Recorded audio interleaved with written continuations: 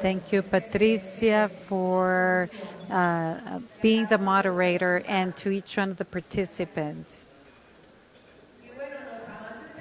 Technological advancements are changing the traditional approaches into the regulatory environment for the adoption of effective standards that promote competition and innovation.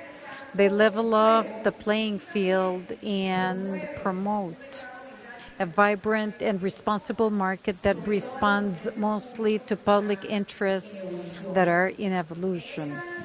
In this session that follows,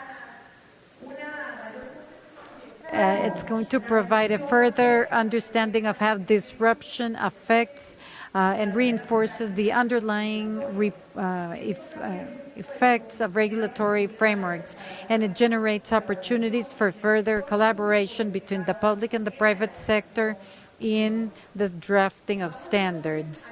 So let me invite the participants of the fifth plenary session called The Future of Regulation.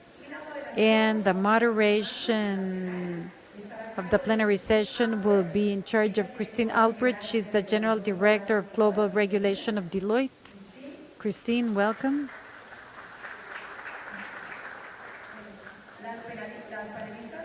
The panelists will be Silvia Sen, Executive Director of the Unit of Knowledge and Operations and Technology of the International Federation of Accountants, IFAC, and the Costa Rican Anabel Gonzalez, an important researcher from the Patterson Institute for the International Economy. Christine, you have the floor.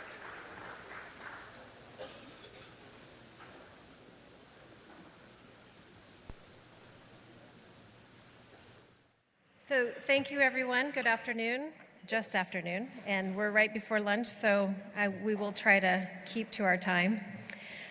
So the future of regulation. Technology and new business models are upending our economies, the capital markets, and with this, the approach to rulemaking. Digital is everywhere and in everything. Data is its lifeblood. So 90% of the data of the world that has been generated has come alive in the last 2 years alone. Change and the pace of change are all-consuming.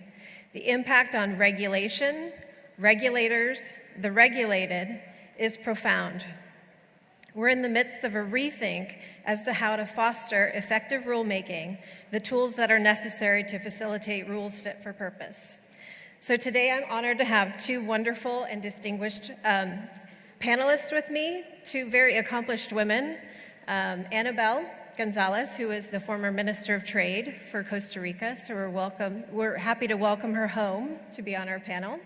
She's now, as the moderator mentioned, she's now at the Peterson Institute. And then we also have Silvia Sen from IFAC, who is also very accomplished and has many, many responsibilities at IFAC. And so they're going to cover a couple of different avenues that I'm going to cover. So Anabel is going to make the connection between the quality of regulation and the positive impact on economic growth and increased productivity. And Silvia is going to draw on IFAC's work on smart regulation through the G20, BEAC, OECD, and emerging technologies and its impact on small businesses, which we've just heard is very important to the region. So my comments are based on a Deloitte Insights paper on the future of regulation. It's the first in a series of thought leadership that Deloitte has done on the subject. This paper and the subsequently issued follow-up paper are available or will be available to participants for download on the official CRACER website. So if you're interested, take a look. It's very fascinating, the details behind the report. So sweeping technological advancements are creating a sea change in today's regulatory environment, posing significant challenges for regulators who strive to maintain a balance between fostering innovation, protecting consumers, and addressing the potential unintended consequences of disruption. Emerging technologies such as AI, machine learning, big data analytics, blockchain, and the Internet of Things are creating new ways for consumers to interact and disrupting traditional business models. In the wake of these developments, regulatory leaders are faced with a key challenge: how to best protect citizens, ensure fair markets, enforce regulations, while allowing these new technologies and businesses to flourish.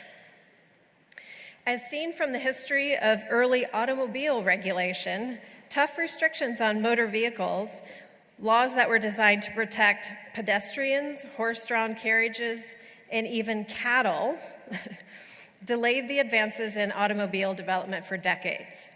The Red Flag Act of 1865, which was a law which required self-propelled vehicles to be manned by a crew of at least 3 people, one person walking at least 60 yards ahead of the car, ahead of the vehicle, carrying a red flag to warn pedestrians and other vehicles. So you can sort of imagine what this did to the advancement of the automobiles. So regulators must balance their charge to protect citizens while advancing innovations in technologies and businesses, resisting the urge to over-regulate. The assumptions that regulations can be crafted slowly and deliberately and then remain in place unchanged for long periods of time has been upended by today's environment. Aaron Klein, who's the policy director in the Center of Regulation and Markets at the Brookings Institute, sums it up pretty well. So he says, "We have a legal regulatory framework built on the basis of mail, paper, words, versus a new world order, which is digital, continuous, 24/7, and built on bits and bytes. So somehow we need to square these two worlds." Oh, sorry. Okay. As government policymakers and regulators grapple with the regulatory challenges posed by digital technologies, 4 foundational questions are critical to address. What's the critical state of the regulation in the area? What's the current state? What's the right time to regulate? What's the right approach to regulation? And what has changed since regulations were first enacted? The first step in the pre-regulatory phase should involve a thorough review and understanding of pertinent existing regulations, looking for those that might be blocking innovation, are outdated, or are duplicative. A Deloitte analysis of the 2017 U.S. Code of Federal Regulations found that 68% of federal regulations have never been updated. A retrospective review forces regulators to evaluate whether alternatives to regulations or adjustments to current rules could adequately address the perceived problem. Denmark has created a task force to challenge outdated legislation and regulations in the wake of disruptive business models. The second question is to ask, what's the right time to regulate? How can regulators avoid the too fast or too slow problem? A number of principles that I will cover on the next slide are designed to help answer the when question by both bringing regulators closer to the technological innovations while also shifting to a more agile regulatory model. Stage 3, what's the right regulatory approach? Policymakers have a host of reasons for regulation, but generally they are trying to protect citizens, promote competition, and/or internalize externalities. What's the best regulatory model to use? A wide variety of potential approaches exists between a heavy precautionary regulation on one end of the spectrum and little to no regulation on the other end. When answering the question, what is the right approach, an important consideration is what regulation scholar Adam Thierer calls the global innovation arbitrage, as he explains it. Capital moves like quicksilver around the globe today as investors and entrepreneurs look for more hospitable tax and regulatory environments. The same is increasingly true for innovation. Innovators can and increasingly will move to those countries and continents that provide a legal and regulatory environment that's more hospitable to entrepreneurial activity. Step 4. What has changed since regulations were first enacted? Considering the rapid rate at which emerging technologies are progressing, business models evolving, it is a good bet that in order to stay relevant, regulations applied today will need to be revisited within the next decade or so. There's a variety of ways to do this. To institutionalize such automated reviews, these range from regulatory sunsetting with periodic review to retrospective evaluations to look for laws that are obsolete and in need of revision. So next, I'd like to move to the 5 principles to consider for regulating emerging technologies. The assumption that regulations can be crafted slowly and deliberately and remain in place unchanged for long periods has been upended, probably forever. Today's technological transformation is too fast, and the velocity is increasing. Balancing the need to protect citizens with the imperative of advancing innovation has never been harder. Based on Deloitte's work with government regulators across the globe, we believe that the following 5 principles can help regulators balance those objectives and rethink regulation in this era of rapid technological change. These 5 principles can help to answer the questions of when to regulate and how to regulate, as well as set a foundation for rethinking regulation in the era of rapid technological change. The first principle, adaptive regulation, requires a shift from regulate and forget to a responsive, iterative approach. Adaptive approaches rely on trial and error and co-design of regulation and standards. They have faster feedback loops, allowing regulators to reevaluate policies using nearly real-time inputs to make revisions. New tools such as policy labs, sandboxes, crowdsourcing, and input from industry self-regulatory and private standard-setting bodies provide feedback.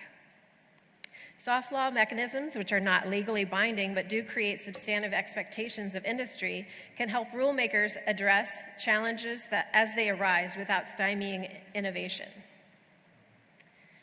Principle number 2, regulatory sandboxes. Regulatory accelerators and sandboxes allow agencies to partner with private companies and entrepreneurs to experiment with relaxing requirements on new technologies in environments that foster innovation.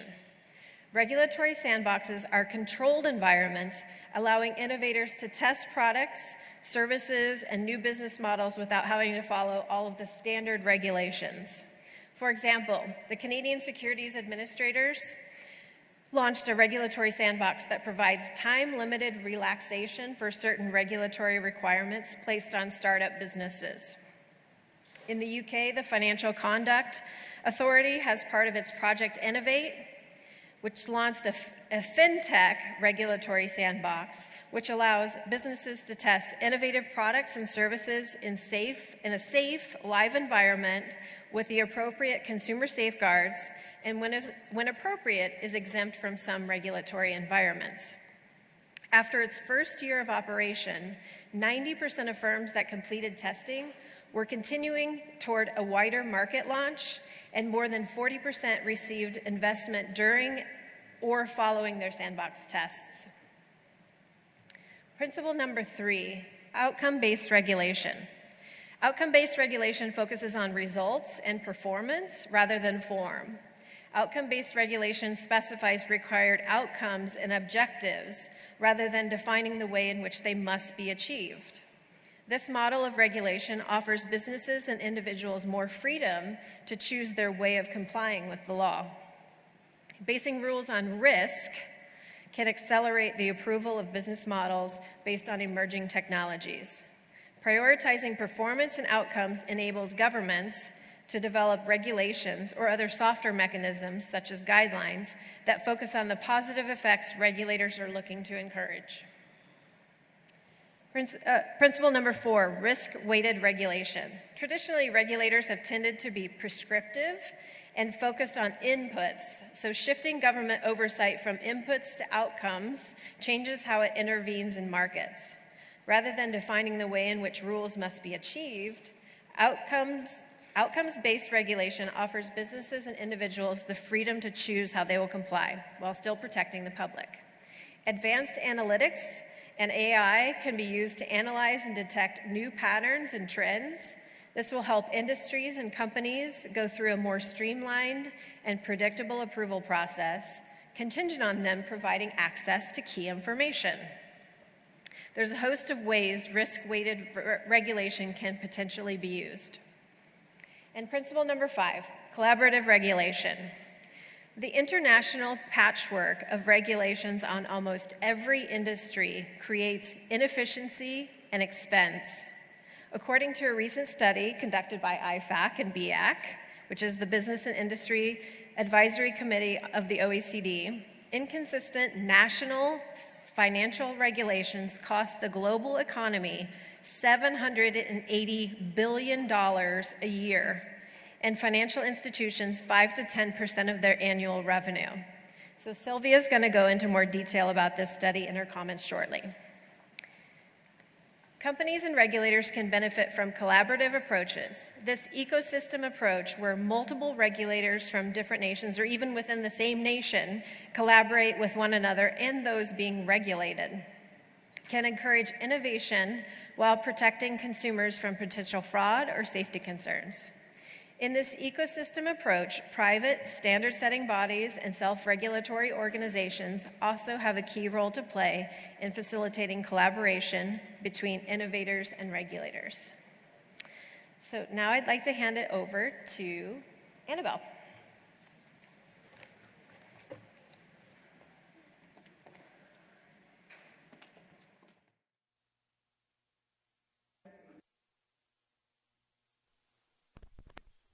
I believe, to all. I'm very happy to be here, and thank you very much for this. English, so no need for your translation. I just wanted to say hi in Spanish, and I'd be glad to take the questions in Spanish as well. So I'm going to talk a little bit about good regulatory practice and economic growth. And I'd like to start by saying that good regulatory practice is critical to ensure the quality of policy and regulations. And it's not about more or less regulation, but it is actually about facilitating better regulatory environments. The main point I think that I want to make across my presentation is that the quality of regulation has a positive impact on economic growth and increased productivity. And this is particularly important for our region, for Latin America. And here in the first graph, the point that I want to make here is that in 1960, that is about 60, 70 years ago, average income in Latin America was about 20% that of the US. Today, that situation remains practically unchanged.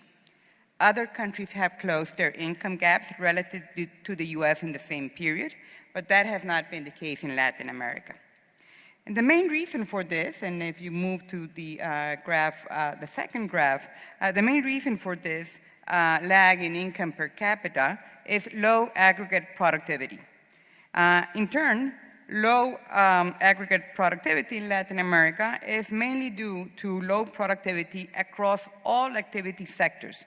That is, it's not low productivity only in the agricultural sector or low productivity in the services sector, but it's across sectors. And this is thus a key development problem for Latin American countries. Now, the fundamental causes of low productivity can be traced back to the institutions that shape the productive environment of firms, regardless, as I was saying, of the sector in which they operate. And the quality of the regulatory practice is one critical determinant of the business environment. And if we look at this table, and the numbers may be a bit small for you to see in detail, but the main point here is that in Latin America, the quality of the regulatory environment is significantly lower than that in North America or Europe. On a standard from 0 to 1, the average quality of the regulatory environment in Latin America is 0.65 compared to 0.85 in Europe and 0.95 in the US and Canada. So the quality of the regulatory environment can be a driver or an inhibitor of productivity, of trade, of investment, competition, innovation, and thus growth. So this is why regulatory environment matters, and matters a lot for Latin America. Now, good regulatory practices basically refer to internationally recognized processes, systems, tools, and methods that can be used to improve the quality and the cost effectiveness of domestic regulations. So GRP include administrative processes that govern intergovernmental coordination of rulemaking activity, impact assessment, regulatory transparency, participation, and accountability. And GRP can help improve regulatory environments. So when countries think about better regulation agenda, this mainly encompasses issues like internal coordination of rulemaking activity, not only across governments at the executive level or at the central level, but also subnational levels as well, regulatory impact assessment, and public consultation mechanisms to improve transparency. Now, sound regulatory frameworks are a basic condition of well-functioning markets and societies, protecting the environment and the promotion of economic growth. And this is why the OECD came up a few years ago with a set of recommendations on good regulatory practices. And they encompass a number of the things, and I think Christine was making reference to some of these points. The need, for instance, to commit to a whole-of-government approach for regulatory quality. The need to adhere to principles of open government. The need to provide for oversight of regulatory policy. The need to integrate regulatory impact assessment. The need to conduct systemic program reviews of regulatory stock, something that for Latin American countries in particular would be, I think, very, very relevant. The need to publish reports on the performance of regulatory policy. The need to develop a consistent policy covering the role of the different regulatory agencies. The need to ensure the effectiveness of systems for review of legality and procedural fairness. As appropriate, the need to apply risk assessment, risk management, and risk communication strategies. The need, again, where appropriate, to promote regulatory coherence through coordination mechanisms between all levels of government.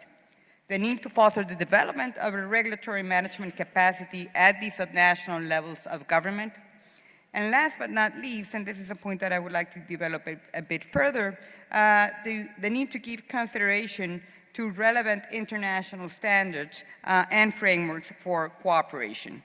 And it is important, I think, to highlight that it is likely that good regulatory practices at the national level contribute to good regulatory convergence and to facilitate to regulatory cooperation at the international level. And often, regulatory frictions in trade and investment arise from both divergent rules across jurisdictions and also from different enforcement mechanisms. So with increased trade and investment flows, and if we think about global value chains, or in particular areas, for instance, like trading services or e-commerce, alignment in regulatory approaches, including to international standards, is particularly important to avoid needless barriers to trade. And GRP can form the basis of this international regulatory cooperation. Now, there are several instruments, and we will talk about this in a moment, to foster good regulatory cooperation. But most recently, free trade agreements, of which there are a number of them in this hemisphere, frequently include commitments to GRPs. And this includes commitments, for instance, related to publication, notification, and administration of laws. There's normally a chapter on technical barriers to trade, which is based in the relevant agreement of the World Trade Organization. There's normally rules in the area of government procurement, and there are also elements of regulatory cooperation per se. And most modern trade agreements actually include rules on regulatory coherence and transparency.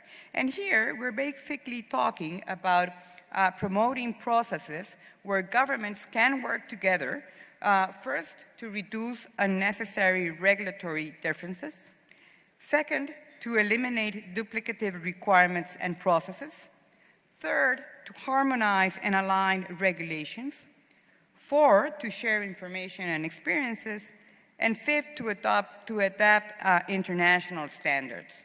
So again, I find this is an interesting OECD typology of international regulatory cooperation mechanisms. And this can range from very close mechanisms of regulatory cooperation to looser forms of collaboration. So on one hand, you have, for instance, the integration and harmonization through supranational institutions, with what happens in the context of the European Union probably being the most relevant example of this type of very close collaboration on international regulatory cooperation matters. You also have specific negotiated agreements, treaties or conventions that are discussed to promote cooperation, regulatory cooperation in different areas, be it of environment, safety, security, and others. There are also formal regulatory cooperation partnerships. For instance, the US-Canada Regulatory Cooperation Council is a very effective or a very good example of regulatory cooperation. You also have joint standard setting through intergovernmental organizations, be it, for instance, the OECD or others. You have trade agreements, as I was mentioning before, with regulatory provisions, both at the level of regional trade agreements. Here, for instance, in our region, I think a very interesting example, and if we have time, I will talk a little bit more about this during our Q&A session, is the Pacific Alliance. If you look at what the Pacific Alliance countries have done, they have put regulatory cooperation at the heart of their integration process. And they have actually developed a regulatory cooperation pathway to identify and have identified priority sectors for increased collaboration. And this can range from cosmetics to pharmaceuticals to fintech and other sectors where the four countries have developed a set of instruments to strengthen their collaboration in this area. There's also, of course, mutual recognition agreements, particularly where countries cannot reach the stage of harmonizing different regulations. They can enter into mutual recognition agreements to actually make sure that the process for compliance with the standards is facilitated by recognizing what the other country is doing in this area. You can also have transgovernmental networks of regulators, and there are a number, a good example of them here. You can also have unilateral convergence through good regulatory practices and adoption of relevant frameworks in other jurisdictions. For instance, a number of countries in Latin America have adopted in the area, have unilaterally converged towards the US standards for protection in the area of medical devices, for example. You can also have the recognition and incorporation of international standards, ISO, IEC, and others. You can also have soft law, principles, guidelines, codes of conduct. This is, for instance, the way in which the OECD works in a number of areas. And finally, you can have dialogue and informal exchange of information, which is probably the looser form of collaboration at the international level, but it's also important, particularly when you're talking about cooperation across countries with different levels of development, because it's important to build trust in the context of these different levels of development. It's also important to strengthen the capabilities at countries in different levels of development, and one way, a good way of doing it is by promoting these dialogues and informal exchanges of information. So this is a very big issue in the context of international, when you think about international trade, precisely because regulatory cooperation turns into a very important complement to actually foster trade and investment across countries. Now, the new technologies, as Christine very ably exposed, bring a number of challenges and opportunities for the regulatory environment, and in particular for the traditional way of regulating. And I think that there are probably three main questions that arise in this discussion, and I'm not going to go into detail because I think that she mentioned a lot about these issues. And the first is just what process for regulating new technologies? And this is something that many countries are struggling with. If you look at across the world, the way in which different jurisdictions have dealt or not dealt with the regulation, for instance, of Uber or Lyft or other similar applications, I think this is the case in point. Another way of looking at this is how can new technologies, be it artificial intelligence, blockchain, and others, support better regulatory practices. And I liked very much the 5 principles that Christine was presented as a way of guiding us in this new, in the use of new technologies to foster better or improved regulatory environments. And last but not least is, of course, the role of new technologies in supporting regulatory compliance, which I think that we're beginning to see how this will influence compliance in the future, but we're probably still at the early stages in this regard. So with this, let me stop here, and I'll be glad to answer any questions later. Thank you very much.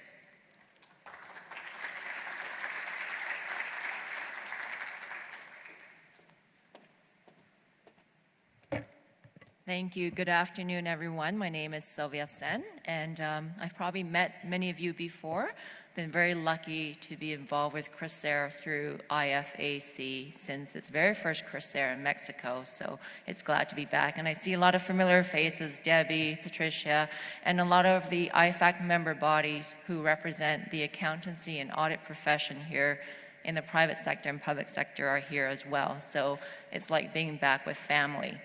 The only thing I haven't improved is my Spanish or my Portuguese, so thank you for your patience. But I see you've improved because most of you are not wearing headsets, so congratulations for that.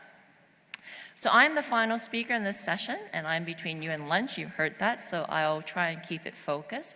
And Annabelle and Christine have done the hard work and helped me out because laid out the good conditions and the great principles that we all believe is necessary for effective and transparent regulation. But you're probably wondering, well, how did we all come to this? Were there studies done? Did we consult each other? How did we decide that there are these great principles? So what I wanted to do today is spend my time sharing some of the observations that IFAC has gathered through our work more on an international basis as well as regionally in terms of what we're hearing about regulatory reforms. So I guess let me start off by talking a little bit about reforms that are perhaps impacting the profession for those of you who are interested. With regard to regulation of the audit profession, it's become very, very important to be very clear about the problems we're trying to solve and not to react so that we can find the solutions that best work. A great example of this that's been really very relevant for this region, but other regions around the world, is something called mandatory audit firm rotation.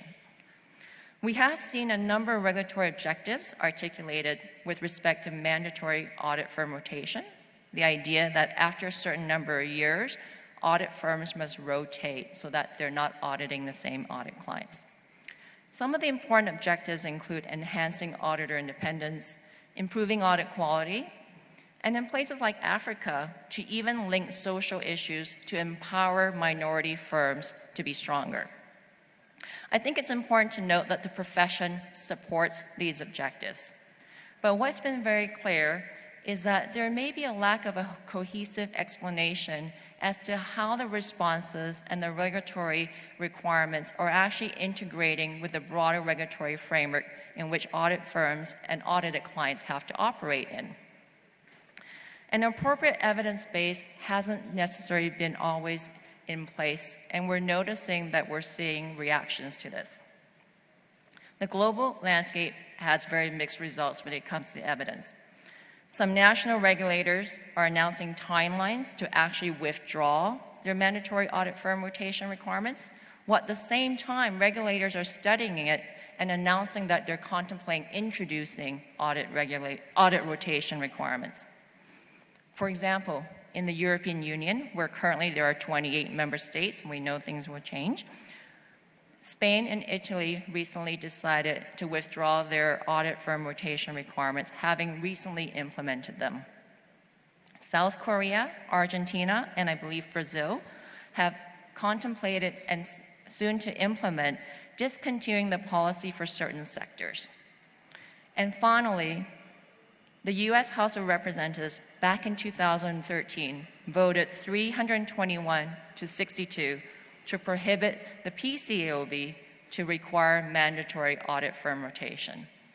I just want to use that example because you can see that some of these jurisdictions are large, some of them are in emerging economies, but all of them are working on a different basis, and more importantly, they've made the effort to introduce requirements, but because of the lack of evidence and perhaps not the right regulatory response, they're now working hard to undo those, and we're not sure if that's the best solution.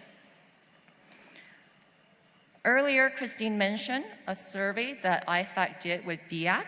BIAC is the Business Industry Advisory Committee for the OECD, the business arm. And we did a survey focusing on financial institutions globally. The results tell us, let me use my slide here.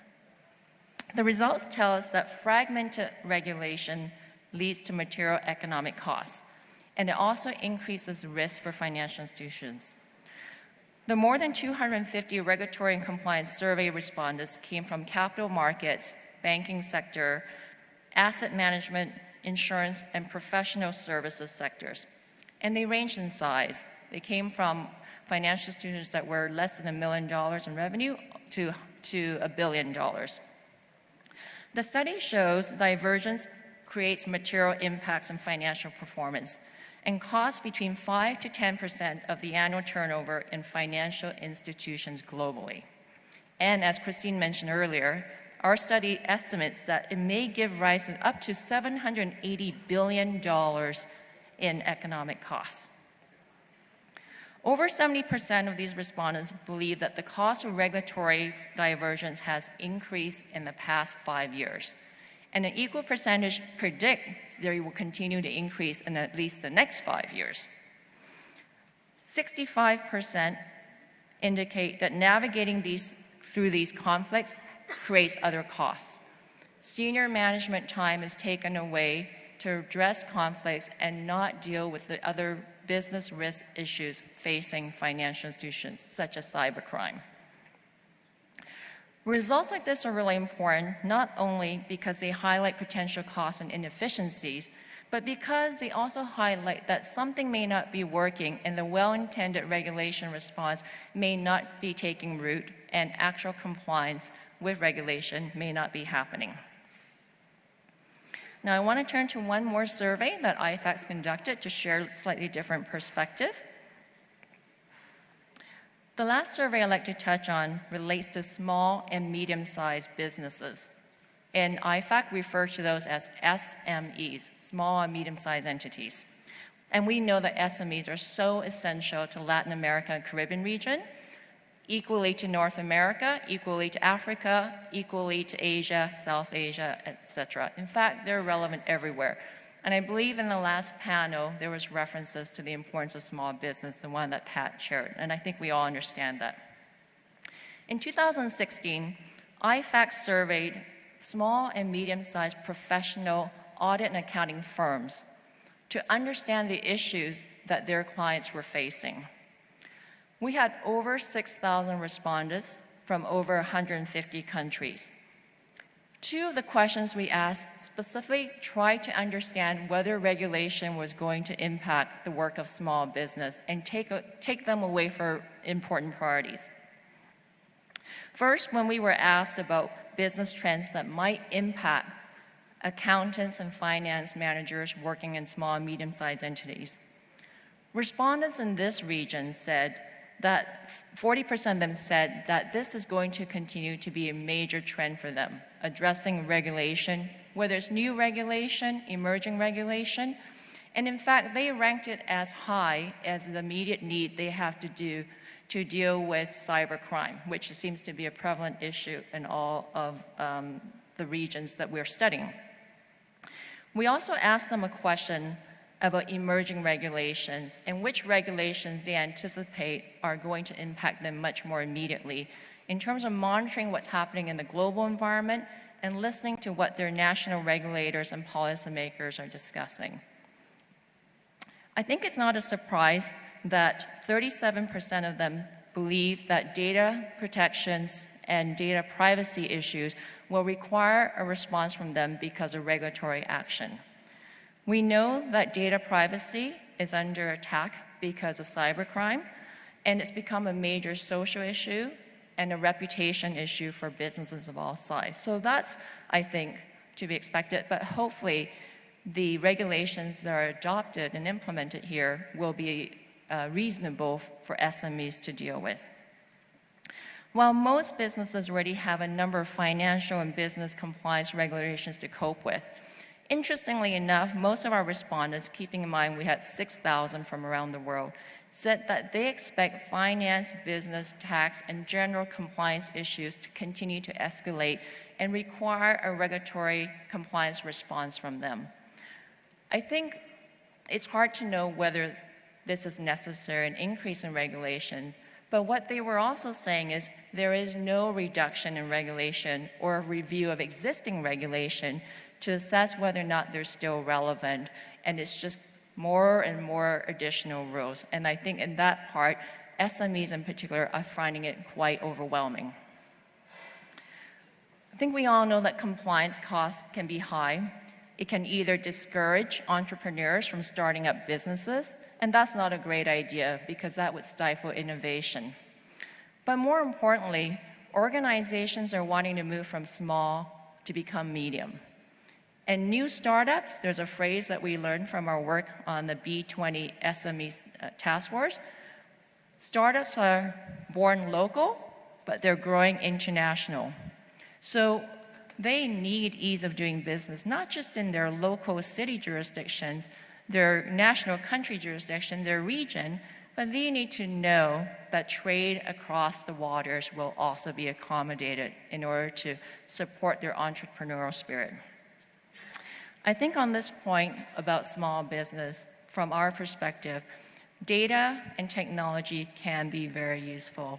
Regulators can adopt technology and apply it to data segmentation that aligns to what the marketplace looks like, and in that way, take the risk-based approach that Annabelle referred to and create regulations that are proportionate, balanced, and responsive, but equally use that time to figure out which regulations are not doing the job, and maybe it's time to decommission them and move them towards the sunset path.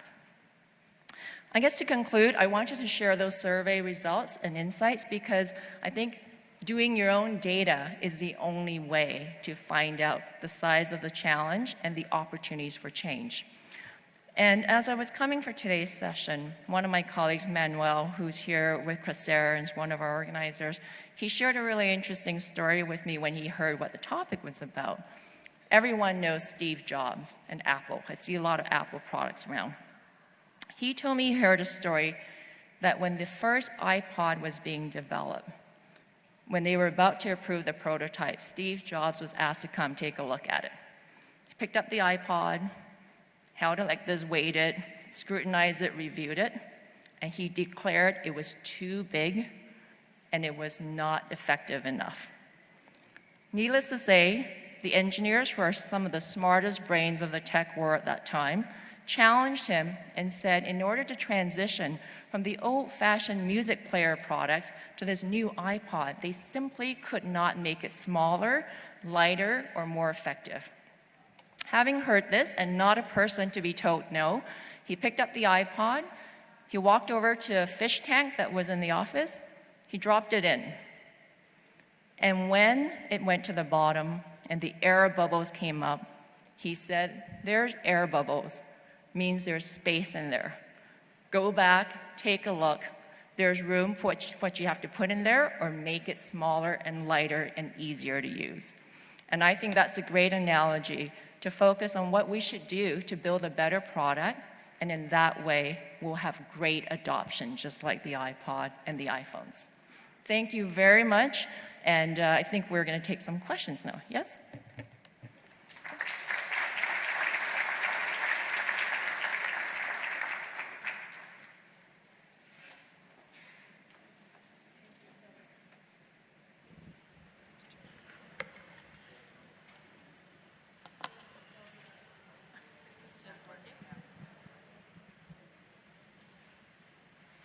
There we go.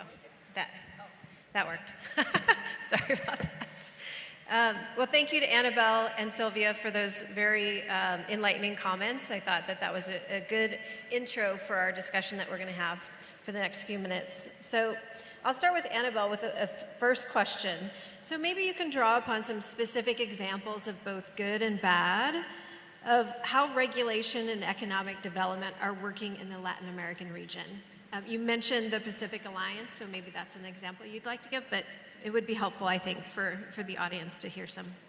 Thank you very much, Christine. I think the Pacific Alliance, as I was mentioning before, has made a lot of progress in this area because first they have made regulatory cooperation a priority of the group.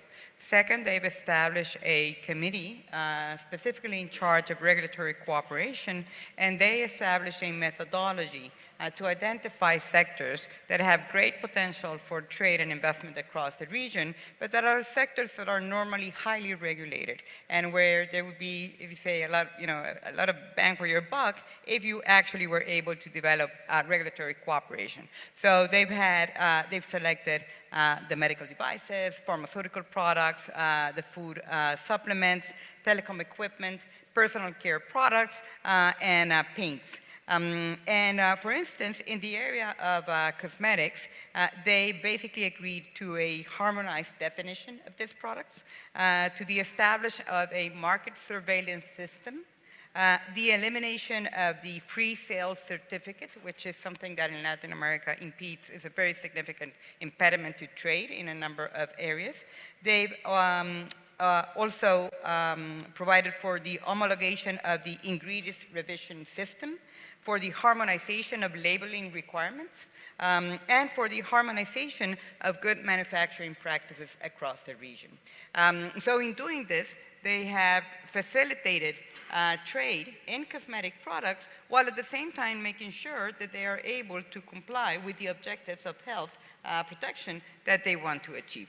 Likewise, in the area of fintech, they also came together very recently to facilitate innovation on the one hand, but also to avoid regulatory arbitrage in the region. They came up with a number of objectives that they wanted to pursue together in regulating in this area.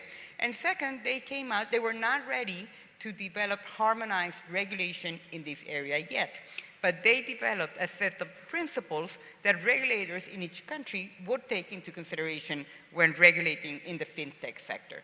So, I think this is an excellent example, and from what I know, this is probably the more systematic approach towards regulatory cooperation in the region. Now, there are also a number of not very good examples of cooperation in this area. Some of them happen, for instance, in our own area of Central America, where despite, for instance, sometimes having very low level of risk in, say, a number of products, for instance, in the agricultural sector, there are very high sanitary and phytosanitary barriers that impact trade and without necessarily achieving the objective of health and in the region. So let me maybe stop here.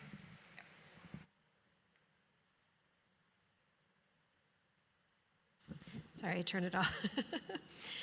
Thank you. I think that's interesting because you talk about regulatory cooperation, which is the theme in all of our presentations, and then you also talked about how some elements of a trade package could also regulate to get the outcomes that you want in a certain industry. So I think that's really relevant and interesting. So Sylvia, Maybe you can reflect on the evolution of the profession and IFAC member bodies and talk about the impact of regulation. Are there any common themes that are shaping the regulatory discourse? Thanks. Is this on? Yes, it is on. Thanks, Christine. I guess in my presentation, a great example about mandatory audit firm rotation is a good one. As you can see, the impacts go across the world and there's not clarity on whether it's doing its job. We've done a lot of study across the world on the accounting and audit profession, and when I got involved in that work along with the IDB, World Bank, and my colleagues in IFAC, I think one thing really stood out for the Latin America region, probably more Latin America. Countries, we have long tradition of financial systems and regulated ones, as well as long tradition of professional services, including accountants and auditors who audit on a statutory basis and are required to audit public interest entities. Those countries with a long tradition have very high quality regulatory frameworks that clearly set out how you go about professionalizing an accountant, the role of regulators, the purpose of audit and accounting oversight. I think a challenge in this country is that that concept is quite new, and as a result, that type of good regulatory framework that sets out the responsibilities of professional associations, audit regulators, and even stock market regulators is often absent or reactive, or perhaps looks to overseas models that don't necessarily work locally. There can be very real consequences of that. With this fast-moving world and information changing and new technologies that we have to learn about, I think a lot of times compared to other parts of the world, professions here don't really have an emphasis on continuing education and the right for professions to actually mandate that, which then puts them at a disadvantage. So I think those are some specific elements where I think good regulation can play a role, but also the lack of regulation or regulation based on models that don't fit the purpose may not be effective in the long run. Yeah, on mandatory firm rotation, I know that that creates challenges for our clients and also for our industry, obviously. And I would agree that it would maybe challenge the whether it's fitting the purpose that they're trying to achieve, and that is, better audit quality, better auditor independence. Because I think when you have audit firm rotation, you can have different auditors up and downstream from different firms, and the coordination and the communication maybe isn't as great as it could be. And I think that that creates challenges to audit quality. So I think that that's an interesting example. So maybe we'll go back to Annabelle. And maybe you can reflect on the differences, if any, between developed and developing economies and regulating for tomorrow. I think that's a very good question, because it's at the heart of, the possibilities of fostering cooperation between advanced economies and developing economies. And if you look at, for instance, at what OECD has done in this area, you basically find that most advanced economies have made good regulatory quality a high-level policy from a perspective of whole-of-government approach. They've also established standing bodies charged with regulatory oversight. They've also, while implementation varies greatly across countries, they've also adopted, systemic assessments of rules, laws, regulations to see whether they achieve their objectives or not. There's widespread stakeholder engagement in most of these countries. And you find normally good progress in terms of improving the quality of regulations at the level of the executive level of government, the central government, not that much even in advanced economies, in other levels of government. You can also see that there are some shortcomings even in advanced countries in terms of the implementation and enforcement of regulations. Now, there's an interesting study that was done by OECD and I believe also by the Inter-American Development Bank a couple of years ago. They took some 6 or 7 Latin American countries, including Brazil, Colombia, Peru, Mexico, Costa Rica, and a couple more.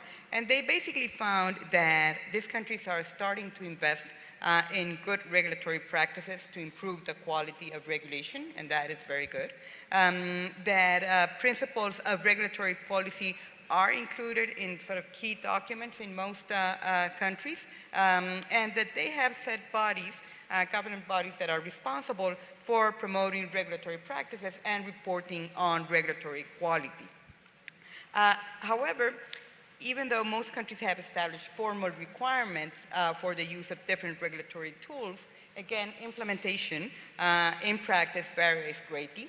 The stakeholders in this part of the world are still not normally engaged in the regulatory practice, and regulations are focused very frequently on form rather than on outcomes, which was a point that you mentioned and I think lies at the heart of a good regulatory environment.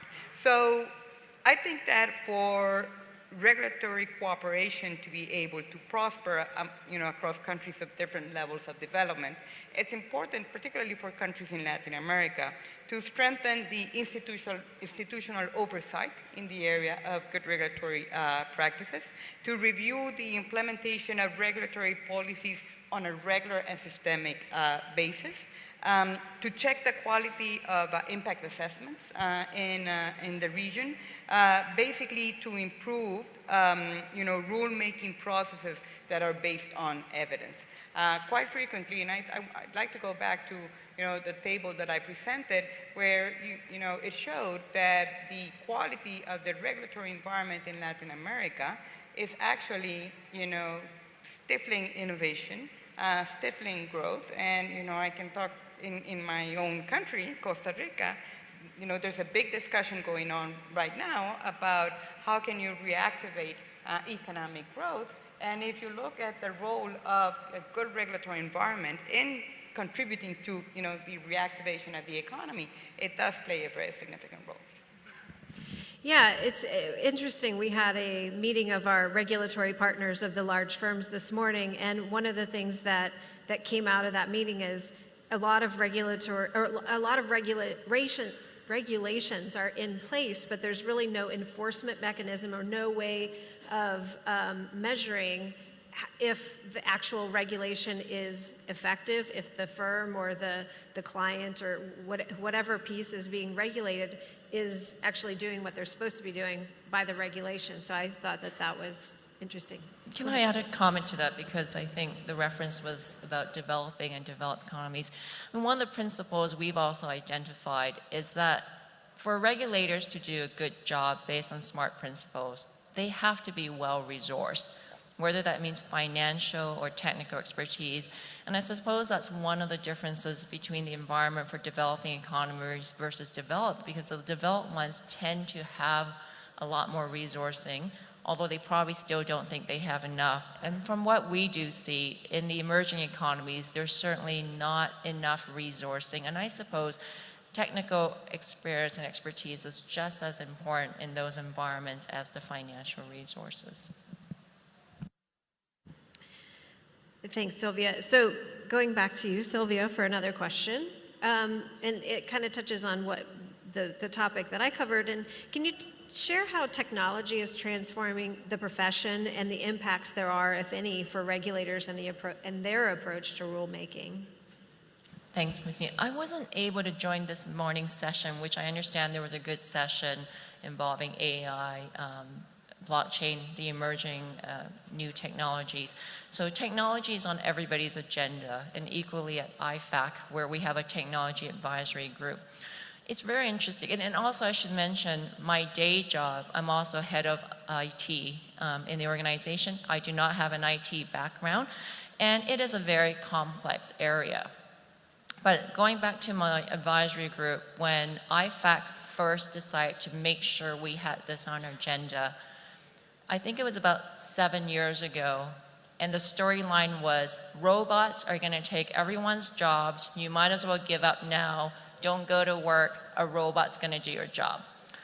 And it was quite a fear factor, and there were a lot of social issues related to all the innovative products that were coming out. And this equally applied to the accounting profession, where we want to embrace technology because good technology will let us have data analytics. Blockchain, if we nurture it properly, will let us trust information more. So we have to partner with blockchain as accountants and auditors because we want to be associated with good trust. But what does that mean for people who are professionals? And that doesn't just apply to accountants and auditors. It applies to doctors. We're already seeing them use technology. It applies to lawyers. It means very quickly we actually have to equip our professionals. So first, improve their business and technology acumen. Make sure they understand how to interpret data analytics. Understand what blockchain is. Work with the universities. Make sure they're supported so they can get access to all this information, all this new technology that will impact the way their students apply their learning in the future world. I think second, there are going to be technologies out there we're not so sure about. So this is a personal statement, what I'm about to say. I'm happy to invest $1,000 US through Kickstarter or Kiva to give small loans to the Asian countries or in this region where I see there's a small business that's looking for crowdsourced funding. But I am not happy to buy cryptocurrencies. And I guess as an accountant, for me, something like cryptocurrency needs a bit more transparency before I professionally associate myself with that. So I think we do have to monitor technologies, and the ones that are worth nurturing, we should work together to put in place the necessary policies and regulatory response to make sure that they continue how they started, which is for innovation. And I think, too, for those people who are scared of technology, definitely don't be. It's really important you lean in and start embracing it. When I first took over IT at IFAC, in the first 2 days, I was so confused with all the technological terms, all the risk assessments, because if you have a very good IT team, their response is everything is a high risk. You need 100% response. And the only way I was able to initially navigate my way is I said to them, I do not understand IT, but I care about our response. So this is what we're going to do. For every problem you come to me with the solutions you want, I want a solution that looks like a Rolls-Royce. I want a solution that looks like a BMW. And then I want a solution that looks like a Toyota. And then once we talk about the risks, in the next 2 years, 5 years, we can decide if we need a Rolls-Royce, a BMW, or a Toyota. This is not going to work all the time, but we're very smart people here. We're economists, we're academics, we're accountants, we're lawyers, we're public financial management experts. We should be involved in the technology conversation and help figure out how to solve problems with it. Thanks, Sylvia. Great analogy. I like that. Yes, technology certainly has changed the way that auditors do their work as well. I mean, we've embraced technology. We use AI to make more efficient and effective audits. We use lots of technology to do our risk assessment. So it's certainly changing the way that we do our job as well. One last question for Annabelle. So could you reflect on trade policy to improve economic opportunity, and with this, what more can be done to ensure regulation is at the heart of the trade agenda, particularly in light of the digital economy and the role of services? Well, you know, a couple of years ago, we thought that tariffs had basically disappeared from the trade environment, but unfortunately they are back. But this doesn't mean that, you know, non-tariff barriers are not as important, or sometimes even more important, impediment to trade. Having said that, it is also true that good regulations can actually foster trade because it increases the trust of consumers on imported goods, and from that perspective, it can also have a great potential for promoting trade. Now, you mentioned one point, which is that in the current world, trading services are increasingly important. Digitally enabled trade is gaining in importance as well. And actually, global value chains also play a very significant role in the trade environment. And in these three scenarios, if you think about digital trade, global value chains, trading services, all of the impediments to trade come in the form of regulatory barriers, or most of the impediments come in the form of regulatory barriers. So in the context of trade today, regulatory cooperation has an even more relevant role than it had before. Now, new technologies, as you were saying, can actually contribute to not only to the development of regulations, but also to lowering cost of compliance of regulations. And I am, for instance, just recently, the United States and its partners in the NAFTA, Mexico, Canada, and the US, and the United States and its partners in Central America, the CAFTA countries, have put a pilot program in place to use blockchain to basically verify the origin of goods that are traded under the agreement. And this is important because it's one of the first examples where new technologies are being used to basically look at the compliance of a regulation that is very relevant from the perspective of receiving the benefits of the free trade agreements. Yeah, it's fascinating how technology really is filtering into everything. Sylvia, did you want to add to that? I was going to say that I think one of the points Christine raised in her remarks earlier, the idea of sandboxes, I think is such a great idea, especially for the regulatory community. And I do know that there are a number of countries actually utilizing sandboxes as a way to understand what the next steps are, and they should share the results, because that type of early innovative approach to regulation, I think, is suitable for the new environment. But not all countries will have started that, so it'd be great to learn what they're learning from these sandboxes. Yeah, so I agree with that totally. So I know that we're holding you up for lunch, so we're going to wrap it up. We were a little bit behind to start, so we'll finish up. But I think it's been a great discussion. I want to thank both of you ladies. It's been an interesting weaving of different topical matters that kind of interrelate. So I thought it was very fascinating. We all talked about regulatory cooperation as being very important. I think that it's important also to involve a broad stakeholder group when you're looking at regulations to make sure that regulations are fit for purpose and doing what they're intended to do. And we also learned from Annabelle that a good regulatory practice can actually develop and create economic growth for a country. So I think it's been a very interesting discussion. We are headed to lunch now, so thank you all for your participation, and we'll see you after lunch.